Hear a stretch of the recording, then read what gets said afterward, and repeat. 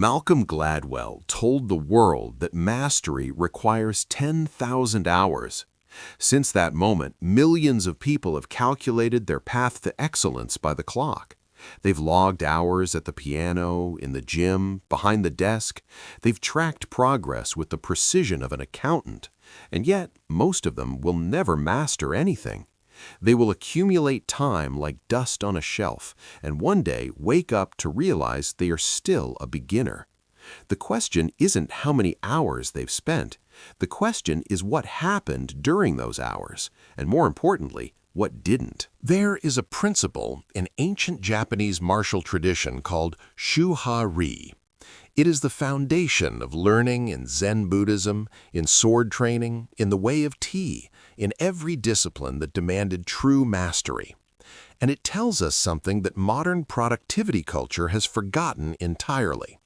Shuha-ri means there are 3 stages. First, you follow the form. Then, you break from the form. Finally, you transcend the form. But here's what most people miss. The time you spend in each stage is not equal. You can spend 5,000 hours following a form incorrectly and never progress. You can spend 1,000 hours in genuine transformation and become exceptional. Time is not the currency of mastery. Awareness is. Consider the story of a man named David. He was a software engineer, talented enough, but watching his peers advance into leadership while he remained stagnant. He decided he would master his craft. He calculated 10,000 hours and committed to reaching them. For 3 years, he showed up. He coded 8 hours a day. He attended conferences. He read books. He filled spreadsheets with metrics. After those 3 years, he had logged nearly 6,000 hours. And during a performance review, his director told him something unexpected. "You're competent," the director said, "but you haven't grown. You're doing the same thing you did 3 years ago, just more of it." David's problem wasn't effort. It was that he had spent 6,000 hours in what the samurai would call shu, the stage of following the form. But he had done it mechanically, without the second ingredient that transforms time into mastery. He had not been present. Every line of code he wrote the same way. Every problem he solved with the same approach. He had optimized for hours instead of optimizing for learning. The samurai understood something different. When a swordsman trains with a master, they don't just repeat strikes for 1,000 hours and expect mastery. They repeat strikes while maintaining perfect awareness of what is working and what isn't. They watch the master's smallest movements. They feel the resistance in their own muscles. They notice when their stance weakens by a fraction of an inch. They are not accumulating hours. They are accumulating information. This is where the 10,000-hour myth collapses. The research behind it was never actually about time. When researchers studied violin prodigies, they didn't find that the best players had simply logged more hours than the mediocre ones. They found that the best players had spent more time in deliberate, focused, uncomfortable practice. They had spent time being corrected. They had spent time at the edge of their ability, where failure was frequent and feedback was immediate. A violinist can sit in their practice room for 2 hours playing songs they already know, running through muscle memory on autopilot. Or they can spend 30 minutes working on a single passage that defeats them, repeating it while listening to every microsecond of sound, adjusting, failing, adjusting again. One of these people accumulates 2 hours. The other accumulates genuine mastery. The ancient samurai didn't measure learning in hours because they understood a deeper principle. They called it shoden, the correct transmission. It meant that the student had to receive instruction not from a book or a schedule, but from direct confrontation with reality. A swordsman wasn't just learning sword technique. He was learning to read his opponent's intention before the blade moved. He was learning to feel his own fear and move through it anyway. He was learning to quiet the noise in his mind so that his body could respond without thought. These elements cannot be accumulated in a spreadsheet. They can only be absorbed through presence, through repeated failure, through the willingness to be wrong in front of a teacher who demands better. David understood this eventually, though it took humiliation to teach him. He stopped counting hours. Instead, he chose one project that was slightly beyond his current ability. Every morning, before any routine work, he spent 90 minutes on this project. These weren't casual 90 minutes. He was deliberately trying to fail. He would attempt approaches he wasn't confident about. He would ask questions that exposed gaps in his knowledge. He would sit with confusion until something shifted. Some days he felt like he was moving backward, but something changed in those 90 minutes that didn't change in 8 hours of regular work. His mind was awake. He was no longer following the form mechanically. He was learning the grammar of code at a deeper level.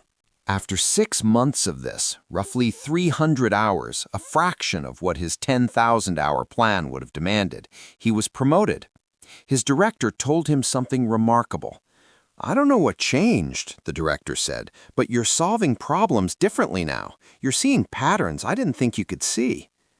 David hadn't suddenly become brilliant. He had become present. He had moved from shu into ha, the breaking of the form. He was no longer just repeating what he'd been taught. He was beginning to understand why it worked, and that understanding meant he could adapt it, improve it, make it his own. This is the samurai teaching that Miyamoto Musashi embedded into his writings. Musashi never spoke of 10,000 hours. He spoke of the principle of ichigyo zammai, one-mindedness. To be a master was not to have accumulated experience. It was to bring complete presence to every single action, no matter how small. A strike was not just a strike.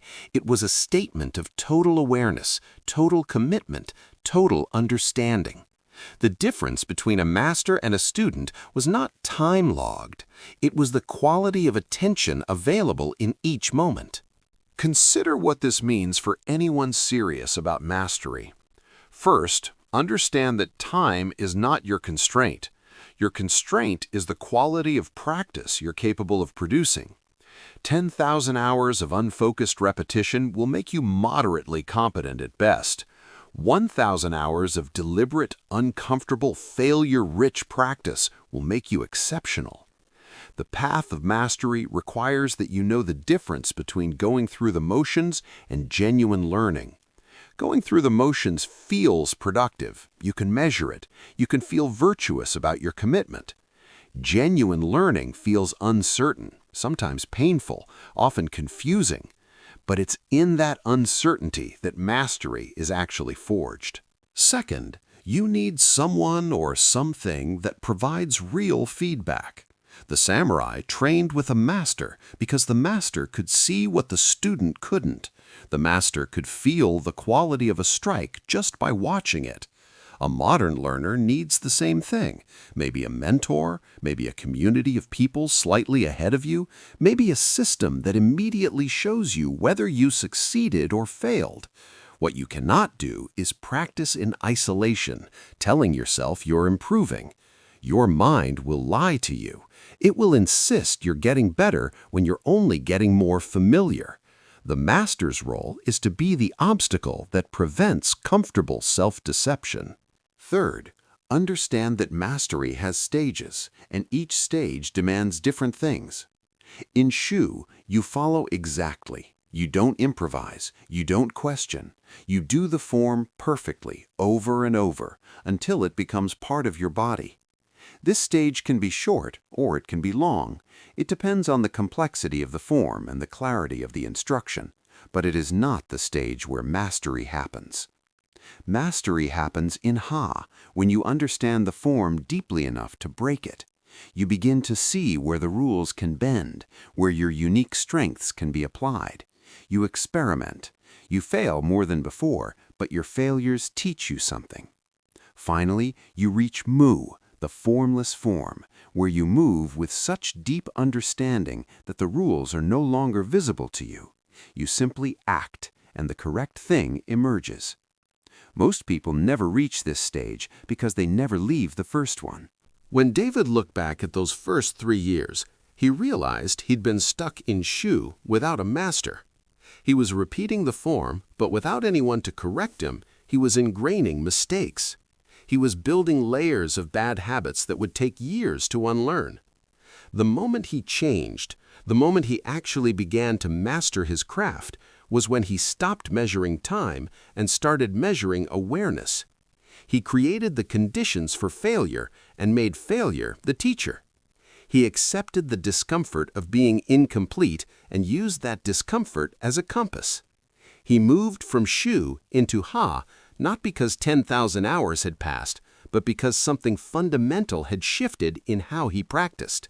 The world will continue to tell you that mastery is a matter of time. Work long enough and you will win. But this is a comfortable lie, and it serves people who want to feel productive without actually transforming. The samurai knew better. They knew that a single perfect strike performed with absolute presence and complete understanding was worth more than 1,000 careless repetitions. They knew that the quality of your attention is the only currency that matters. And they knew that reaching true mastery means accepting that you may never reach it, that the journey itself, conducted with full awareness and the willingness to fail, is the only destination worth pursuing. The 10,000 hours are not your goal. Your goal is to become the kind of person who practices with such presence, such honesty, such willingness to be corrected that every hour counts. That is the path of the samurai.